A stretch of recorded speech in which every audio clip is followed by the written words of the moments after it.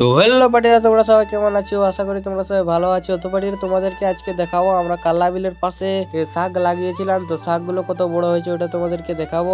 আর আমরা সরষে বিলকেও যাবো, সরষে গাছগুলো কত বড় হয়েছে ওটা তোমাদেরকে দেখাবো। তো চলো, আর আমার সাথে আসছে দেখো গুড্ডুস, এর নাম আমরা দিয়েছি গুড্ডুস। তো পাটিরা চলো তোমাদেরকে আজকে দেখাবো আমাদের শাক গাছগুলো কত বড় হয়েছে। তো চলো, তো পাটিরা তোমাদেরকে দেখাচ্ছি, দেখো এখানে আমাদের শাক গাছ প্রচুর বেরিয়েছে। তো তোমাদেরকে এখন দেখাবো আমাদের সরষে গাছ কতগুলো বেরিয়েছে আর কত বড় হয়েছে, তোমাদেরকে এখন নিয়ে যাব। তো চলো, তো বড়েরা এই যে দেখো আমরা এখন ধীরে ধীরে করে যাচ্ছি। তো আমাদের সরষে গাছের ওই যে টুকু করে দেখাচ্ছে। আর এখানে দেখো এক লোক চাষি এখানে স্প্রে করছে কাল্লা গাছে। তো কাল্লা গাছে পোকা হয়েছে তার জন্য স্প্রে করছে। তো তোমাদেরকে পাশ গিয়ে করে দেখাচ্ছি আমাদের সরষে গাছ কত বড় হয়েছে।